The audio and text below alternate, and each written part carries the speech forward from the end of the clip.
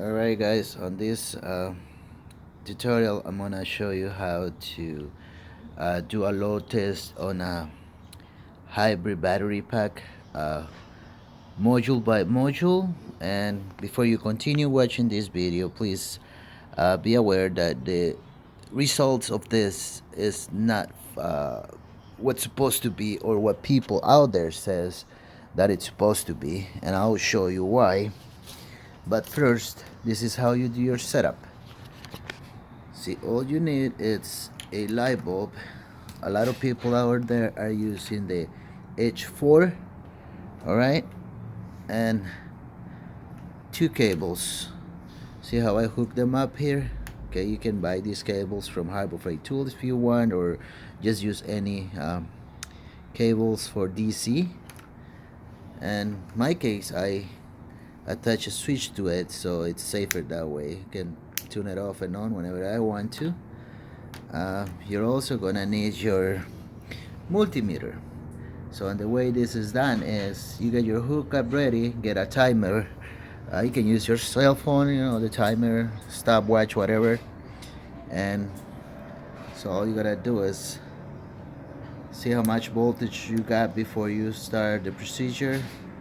See, now I'm touching there, and this one shows 5.6, of course, because it's already discharged, and I will explain you why. Okay, and once you do that, you get your if you use switch or just hook up the plugs, whatever is easy for you, and get the power on. Okay, wait 2 minutes, and then once the 2 minutes, after actually 2 minutes, 120 seconds, which is 2 minutes, you do your test again, and you will see that it drops after 2 minutes. Okay, so I already done this, so I'm gonna skip the rest, and I'll go to the results of what I done. And see, the readings I got from all of them are here. So this is before turning on the light, which means the battery it's at rest. That's after 120 seconds or 2 minutes, and that's the amount of volts that the module lost in 2 minutes being loaded. All right, so as you can see here, these modules or batteries have 28 modules, and that equals 14 blocks because they go by blocks, and of course, which means by pair. Like block number one, it's the first two modules here, like number two, another two, number three, and so on all the way.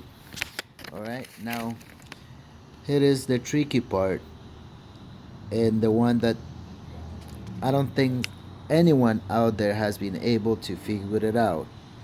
But still, there is people selling this equipment. Okay, it's just some cheap multimeter that is not even worth it for about 80 bucks. Prolong has it with this set of stuff. You still have to buy the light bulb, and of course there is other people selling that stuff online. That is supposed to be used to check your battery pack after reconditioning and rebuilding the whole pack.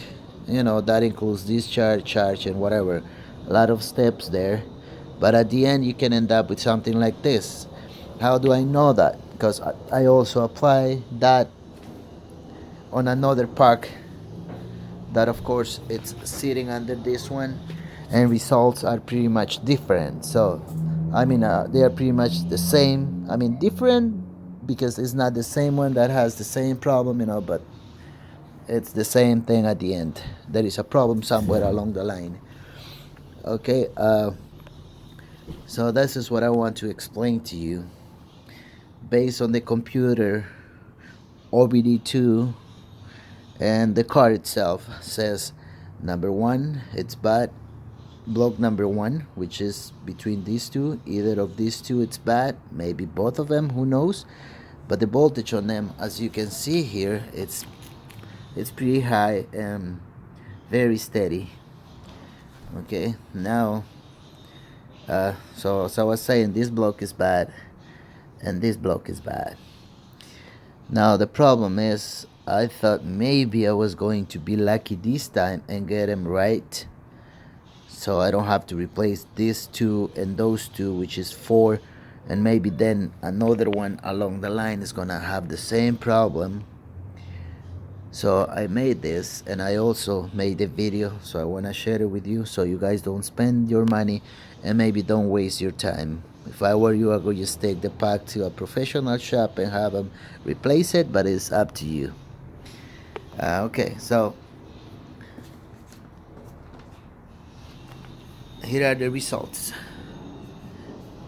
The first two, they drop like 0.28, 0.18, and that's supposed to be bad. Number 1. Number 2 is the one that dropped 0.36, so that's supposed to be bad based on the low test results. Number 3 is supposed to be good, but it's not, because this number 1 and number 3 are bad.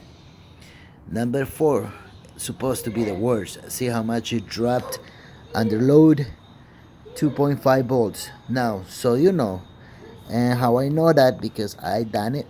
I have get this battery in and out from the car just to test and learn, basically.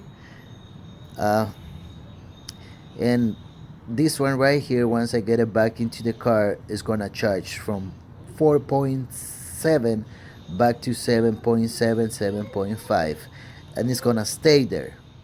It doesn't drop. Now these two, they don't really drop, not even on the car, but still the computer recognizes that they are weak. Alright, so that's some serious stuff, I would say. Now this is why I know number 1 and number 2 are bad. I got the codes. Battery block number 1 becomes weak and battery block number 3 becomes weak. Alright, unfortunately I was expecting to find that problem here and maybe here, but didn't happen. So the point is, you guys do not waste your time buying this equipment, because it's not gonna solve your problem. And that's up to you if you want to waste your time or give it a shot. And if you're curious about it, now you know how it's done. All right, good luck.